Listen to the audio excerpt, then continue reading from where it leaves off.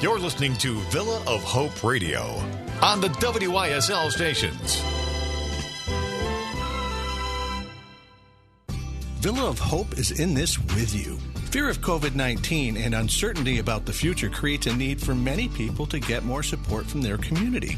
For many, things like not knowing how you can access childcare so you can go to work, wondering if you can go to work, and not being able to pick up the groceries you need because of empty shelves can cause anxiety and stress. This is serious. Talk to someone.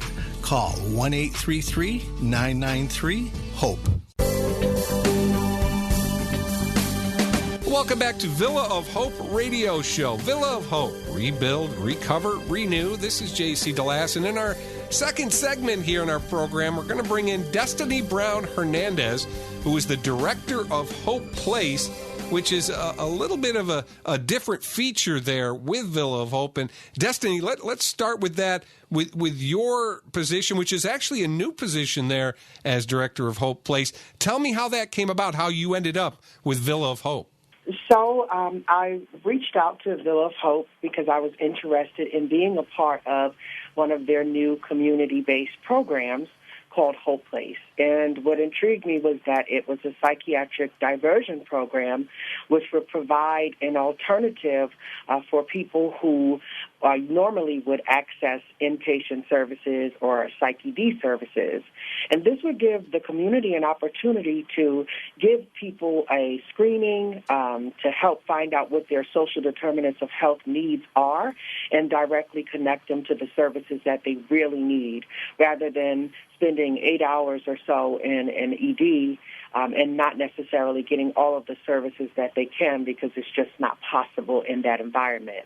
Knowing that it was a non-clinical environment and that it was a living room setting, and knowing that this was something that was going to aid not only people obtaining stabilization in their mental health and substance use disorder challenges, but being able to maintain that for them and watch them transition and progress.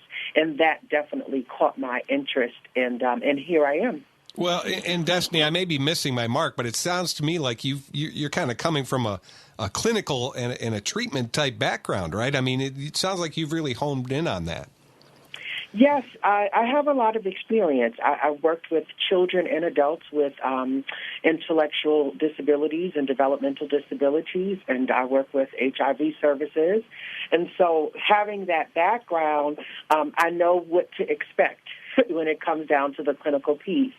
But seeing this environment take on a different approach has been an advancement not only for the community but also for me. And so I've enjoyed being able to be a part of the tapestry of Villa of Hope's new program. And this program is still in its infancy, a little bit less than a year old. And you kind of touched on it briefly there with what Hope Place is all about. But to start up a program, in essence, really from the ground floor, how difficult has that been, or has that been a somewhat smoother transition than maybe you thought it would be? Well, one of the things that have made it a smooth transition is that the executive and the operational leadership team have been extremely supportive and very helpful to me. I came into an environment where the program was prioritized. And so that meant that everyone had their hearts involved and were invested in this program, not only getting off the ground, but succeeding.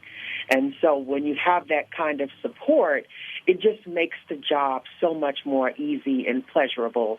It was challenging. We were doing something new. You know, we were decorating the space. We were coming up with policies and procedures and putting things in place to make sure that everything was set in order and to ensure the enjoyment of the guests that would take advantage of the services. But definitely the support of the leadership team has been extremely undergirding for me.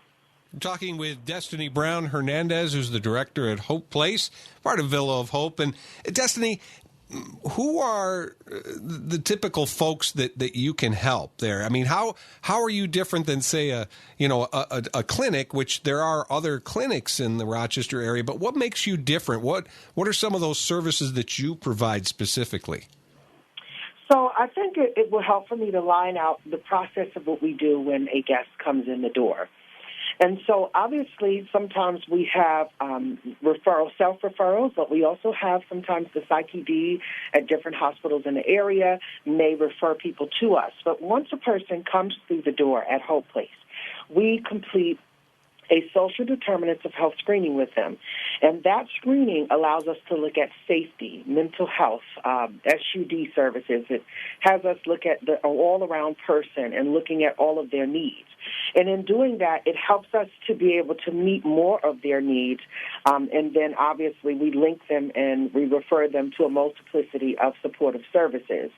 Obviously, once we do these referrals, we do follow-ups. We check in with people, and we become family to some of the people that we serve. And we're not only just linking them to mental health services, but we're also linking them to job-searching opportunities. We do resume building. We help people with job applications. We have an on-site food pantry and clothing job and a toiletry personal needs closet. We offer a sensory room, and then we even offer transportational services. So we try to meet people where they are and assess the whole person and try to buffer that person. Additionally, because we work with peers in our program and we have peer support staff, those peers are not disconnected from the narrative of the people that we are serving. They are very connected, and they have experiences themselves with either mental health challenges or substance use disorder challenges. And because of that, it allows them to be better motivational interviewers and recovery coaches with the guests that are coming in the door. And we're able to see the transition of people coming in and being completely without hope and then finding stabilization in their lives and then becoming hopeful. And I think that we've been, as a new program, we have not only been a person or people who have provided bridges to other services, but we've also been able to buffer some of the barriers. Most of the services that the guests that we serve have to access involve systems that are a source of trauma for them. Perhaps there's a traumatic background around accessing services through DHS or accessing services through the Social Security departments. And so we become the buffer. We become the person that gives them that warm transfer, that makes sure that we're not sending them out the door on their own, but we're with them every step of the way, supporting them along the way, and ensuring that those services are seen to fulfillment, not just a transfer, not just a referral, but a warm handoff. We're making sure they get into the hands of who's going to help them from there, and we're going to follow up. And so I think that makes us extremely different. We do offer services at different times in other agencies. We are open from 3 p.m. to 11 p.m. 7 days a week. So at the time where the behavioral health clinics are closing, we're just opening. And so we are a place that can pick up where they're leaving off. We are able to be there for those guests that come in when they need us the most, which is on the weekends, on the holidays, when they're alone, when they're depressed, when they're feeling suicidal, when they feel like using. We're the ones that they call.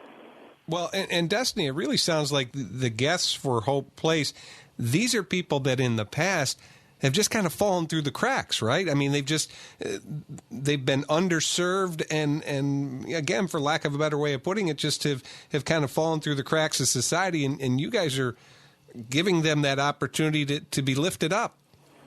Absolutely. And we've been fierce advocates for them. You know, we have persons who, during this COVID-19 pandemic, were unable to go to some of the food box drop-offs that were provided by some of the other agencies in the area.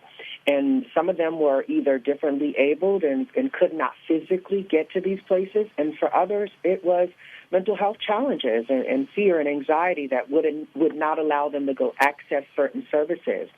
And so one of the things that we did is we advocated through relationship with FoodLink, and they were actually able to donate some boxes of food to us so that we can contribute that to the delivery that we do each day since the pandemic has begun and we've been practicing social distancing.